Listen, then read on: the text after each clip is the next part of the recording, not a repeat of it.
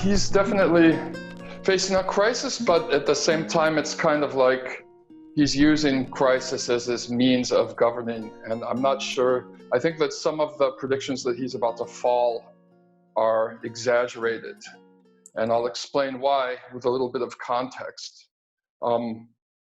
First of all, in order to understand why he's president right now, we have to understand the US government's involvement in affairs in Brazil over the last 6 or 7 years. And I'm not doing this to try to say that the US is the primary culprit. It's one of the primary culprits. I think if you want to create a linear regression model and rank different levels of causality, it would be definitely in the top 2 or 3, maybe the top, as far as creating the situation we're in right now. But that's beyond the scope of a short conversation like this. But what we have to know is that through the Lava Jato anti-corruption operation, which has had US involvement in it from day one, it's a joint operation between the US Department of Justice, the Security and Exchange Commission, and a local public prosecutor's office and court in Curitiba, a conservative city in southern Brazil. Mm-hmm. What we've seen happen since this investigation began is a strategic lawfare operation which targeted the Brazilian left, which destroyed key sectors and strategic sectors of the Brazilian economy, especially in 2015. Everyone who's read Confessions of an Economic Hitman knows about the close relationship between big construction and engineering companies like Bechtel and Halliburton with the US government, the World Bank, and the Bretton Woods institutions. And during 13 years of PT government rule, the PT party viewed this sector of the economy as very strategic and started extending financing through the BNDES to 5 big construction and engineering companies, primarily Odebrecht, which is the most famous one. In 2015, the judge at the time, Sergio Moro, who was illegally collaborating with prosecutors on the investigation that he was allowed to oversee and rule on in a bizarre, loophole in Brazilian law, which goes back to the Inquisition, basically. He issued an order freezing all operations of Brazil's 5 biggest construction and engineering firms. And what this did was it caused 500,000 immediate layoffs, over 1 million indirect layoffs. And according to a study that was published in the BBC, this caused a 2.3% drop in GDP that year, in a year in which the total GDP fall was like 3.4%. So it was a major factor in the economic destabilization, which paved the groundwork for the 2016 coup against Dilma Rousseff.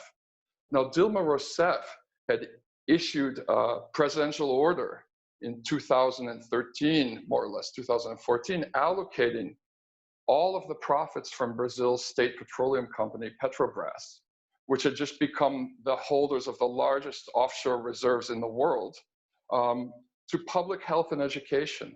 And she'd also created a program called More Doctors, which brought in 11,000 Cuban doctors into the country to serve in areas that Brazilian doctors refused to serve in. Now, this is a historic problem with the Brazilian health system.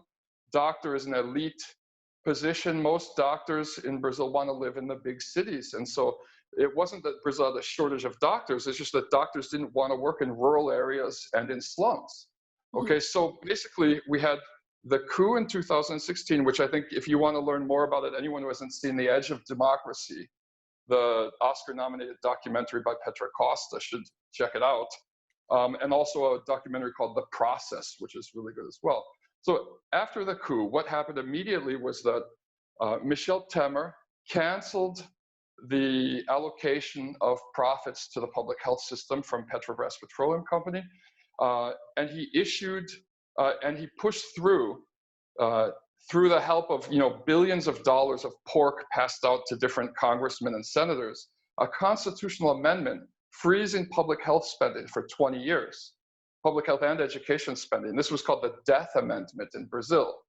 And so the health system was already being gutted during Temer's illegitimate presidency. But then, through Bolsonaro's rise to power, which was once again supported by the US, supported by the Lava Jato operation, through illegal leaks made by Sergio Moro a week before the elections. First of all, through just removing Lula from the electoral process. He was polling with over double the support of any other candidate. A month before the elections, from behind bars, from his illegitimate political imprisonment. But even after the PT launched a last-minute replacement candidate, Sergio Moro illegally smeared him a week before the elections, leaking fake corruption allegations to the hegemonic media, which also damaged his reputation. And then it came out in January that he was completely exonerated from all of it. But the important point to mention is it's a crime to make any kind of criminal allegation against a presidential candidate within a month of a presidential election. So it was illegal. Mm-hmm. Moro had been meeting with Bolsonaro's people before he leaked this information.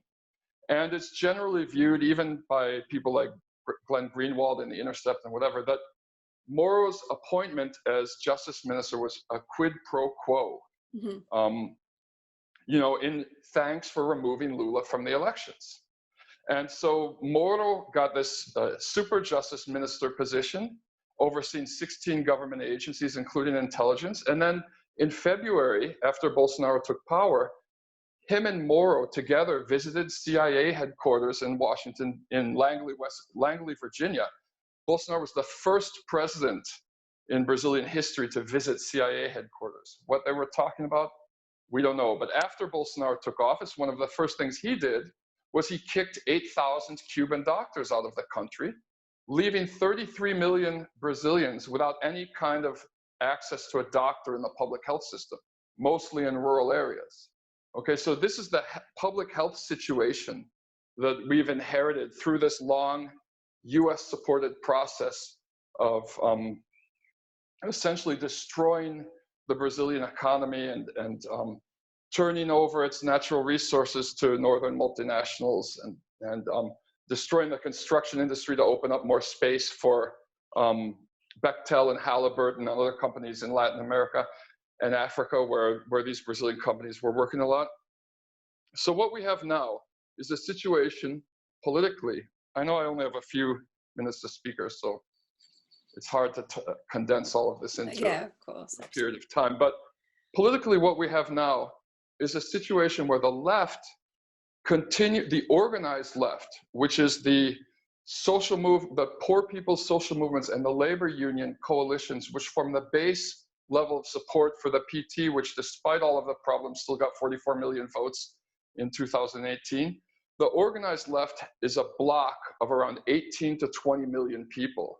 And including members of the CUT Labor Union Federation, the CTB and other federations, plus the social movements like the MST, the urban social movements like CONAM, União Nacional da Moradia Popular, that are getting all of those people together. That's a bloc of about 20 million people. And Bolsonaro has a bloc, a core base of supporters of around 10 to 15 million fascists, which make up, he's got about 33% support from the Brazilian people right now. Actually, I think the last poll, it's dropped to 27, but among those 27% of the population that support him, about 15% are just like fanatic fascists who can come to the streets and protest. So we have a situation heading towards the 2022 elections in which, if there were free and fair elections, a left candidate would win, just as one would have won in 2018. Sure. But it looks like there's going to be increased sabotage of the electoral process. And we'll find out this year when the municipal elections happen. There's some interesting coalitions building up, but we don't know really. There's a general consensus on the Brazilian left that the rule of law has deteriorated since 2016. So we're not sure exactly what's going to happen yet. And in terms of coronavirus, is this going to be used to make some kind of fascist clampdown to cancel elections? We don't know yet. And that's the situation we're at right now.